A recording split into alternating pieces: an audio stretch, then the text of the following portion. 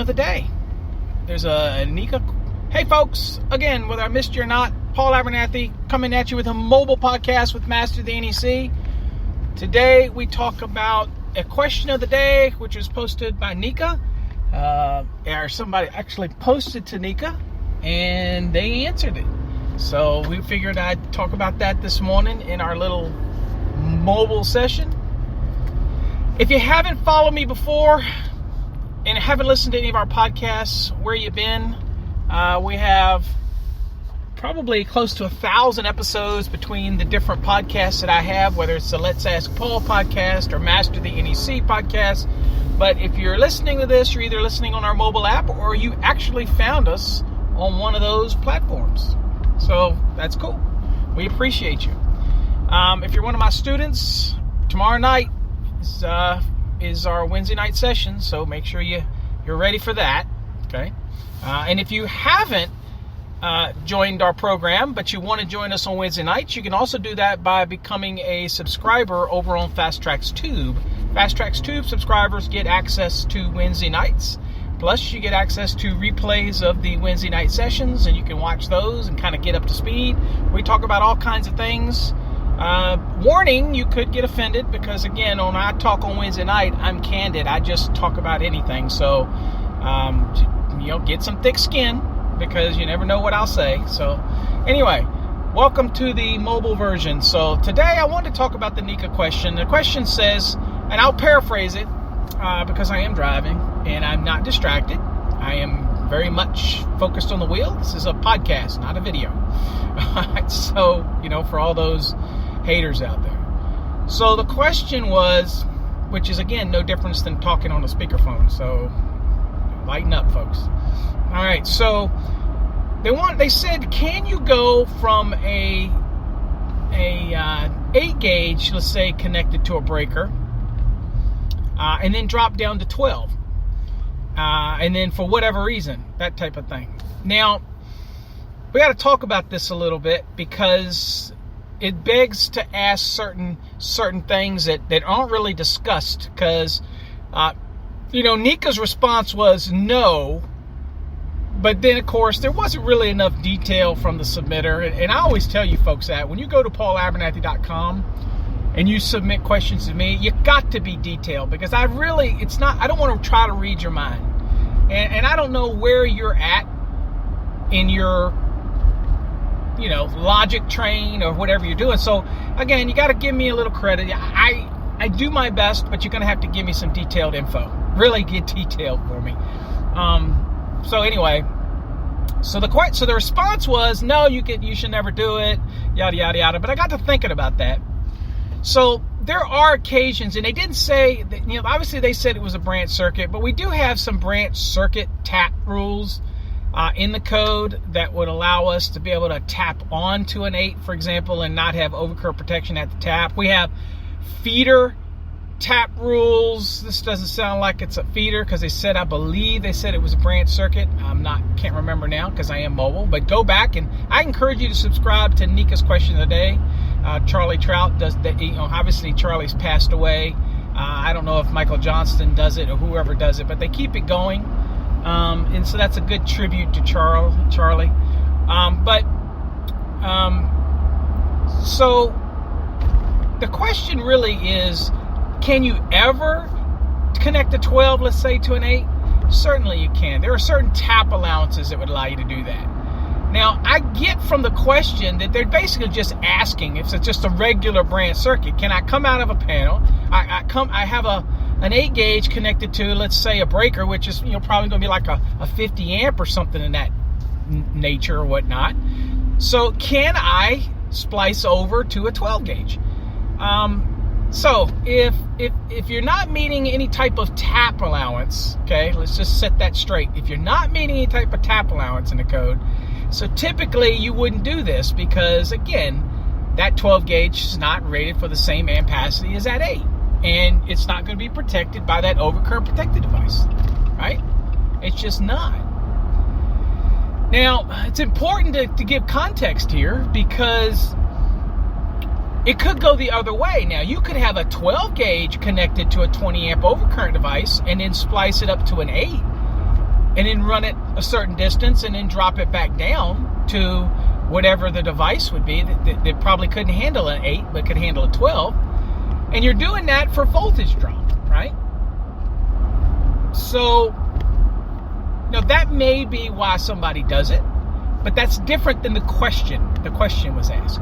So, not speculating on any tap rules, not getting too deep in whether or not there's any tap allowances, and there are allowances in 210 under specific conditions, size limitations. I'm not going to get into it in a podcast, but I'll never say never.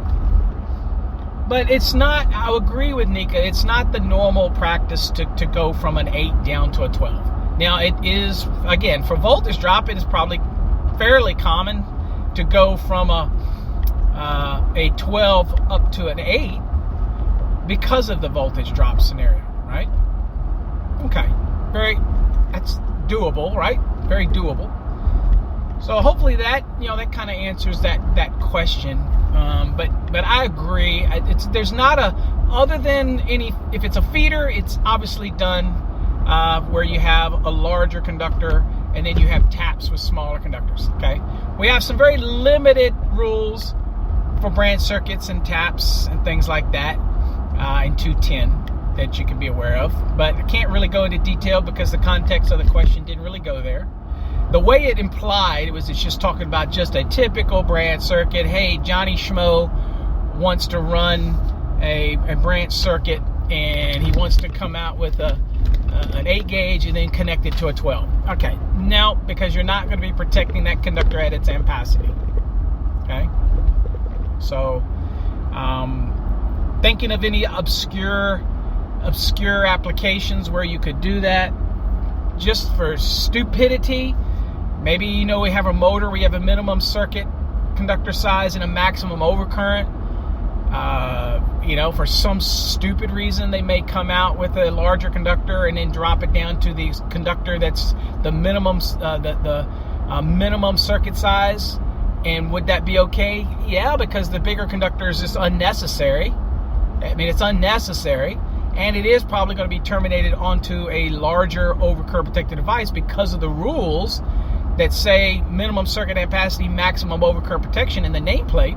I guess somebody could do that. That doesn't seem very intuitively bright to do it that way, right? But maybe they're doing a panel change or whatnot. I don't know. I'm not going to speculate. But for somebody else that would be working in an electrical panel after the fact, they wouldn't know what the hell is going on, except for they got to be bright enough to say, well, wait a minute, what's that 12 connected to 8? What the hell is going on? But it could cause confusion. So I'd prefer you to think in the logic train of, no, I don't want to go from an 8 down to a 12. Now, if I go from a 12 up to an 8, then electrician has to be savvy enough. That's why you're trained professional. You have to be savvy enough to say, well, hey, maybe this is for voltage drop. I probably would never, ever see that in a residential setting. If anybody's seen otherwise, let me know in the comments. But commercial, you may run into something like that. So I thought it was a good question just to be able to have a conversation on a morning ride and just elaborate on some things. Things for you to think about in your mind when it may or may not. Go look and do here's your homework for the day. When I know you're sitting around, you got some extra time at lunch, and you've got Link on your phone, which is the NFPA's code book. You should all have Link. It's awesome, very affordable to have all those code books at your fingertips, especially if you're working in jurisdictions that have different code cycles. Okay, if you don't know how to get Link, just go to nfpa.org and you will see that they will advertise Link. It works on all devices. One login, same login on all devices. It's awesome. No longer need PDFs. It's a beautiful thing. Nope, I don't get any commission, don't get a kickback. Hell, NFPA doesn't like me anyway, so it's all good. But it's still a great little app that you can do. So anyway, enough of that. Also, folks, again, I would be remiss if I did not remind you that we put out 2 amazing new courses this weekend. Whole new platform look. It's totally a new look than what you might be familiar with our normal Fast Tracks Plus and Fast Tracks Black. It's the same quality information. It's just a new delivery style, easier login, unlimited access, and then you even have the enhanced version, which is going to give you access to Fast Track's Tube. And by the way, that's where most of our podcasts and things like that are going. So just be aware of that transition. Yeah, you get all of that for the enhanced one. It's like $375. I think that's what it is. And I tell you what, that, if you think about it, with the access to that database that we've added, whoa, that's a massive deal to help you not only pass an exam, but this is great for inspectors, plans examiners, anybody who wants to learn the NEC. That platform, the enhanced, is the best bundle out there. It's best. Save yourself some money. You don't need the plus. You don't need the black. This is the best thing going. We're excited about it. And you don't even have to be preparing for an electrical exam. It's just great to have because it never expires. So basically, it's in your pocket at all times, and you've got access. And you can basically, it's broken down. You can go through and look at a calculation example. You can go through and look at how we might calculate something. It's all right there at your fingertips. It's awesome. So, and it never expires for you. That's another benefit of it. Okay. And again, if you're in the enhanced one, you get to come and join me on Wednesday nights. So that's cool too, right? Come become part of the Fast Tracks family there. It's a cool deal. So, all right, folks, that's all I really had today. If you want any neat swag, make sure you check out our website. Go to the Our Store button on our website. We have some neat stuff over there. I love my minimalist wallet. I switched to a minimalist wallet about, I guess it's close to 2 years now. Keep it in my front pocket. Dude, I love it. You know? It just keeps right in my pocket. It has all my credit cards, my licenses, boom, boom, boom. I was forever having this, when I'm sitting down a long time, the wallet in my back pocket and a sciatic nerve, it just drives me crazy. Since I changed to the minimalist wallet, it's been beautiful. It's been a beautiful thing. So, and we can engrave them with your name on it, and master electrician, journeyman electrician, whatever you want, we can hook you up. Have some neat ones over there. Go check them out. Or you can get those neat little engraved license plates. Like I have one in my back window of my Jeep. And you can get one too that says Master Electrician. Hell, I'm proud of it. Okay? One of the biggest achievements that I ever achieved in my life. I don't care about the engineering degree. I don't care about none of that stuff. For me, getting a Master Electrician license was the pinnacle of my career. It was the highest recognizable plateau that you can reach in this industry electrically wise. So for all you masters out there, congratulations, you did it. For all you journeymans, what are you waiting for? Become a master. Whether you feel like you need it or not, challenge yourself, push yourself. And if you are a master out there and you want to verify what you know, maybe learn a little bit of something, but you want to take your game to the next level, check out our CMECP program, Certified Master Electrical Co-Professional Program. Test yourself. You should always be challenging your knowledge. We should all be striving to learn, okay, every day. Life gets boring if you're not learning. So do me a favor, check that out. Go to cmecp.org. That's cmecp.org, and check it out. If you got any questions, feel free to let us know. All right, folks, that was another mobile podcast. Hope you, join us over on TikTok. I will post that question of the day, and so that you can see what the question of the day is, so you have kind of context to it. But if you're not subscribed to the question of the day at NECA, just go to NECA's website and you'll see where it has question of the day. You should get that question every day. It's pretty cool to look at it in the morning and just kind of keep your mind charged for the day. Till next time, stay safe. God bless, folks.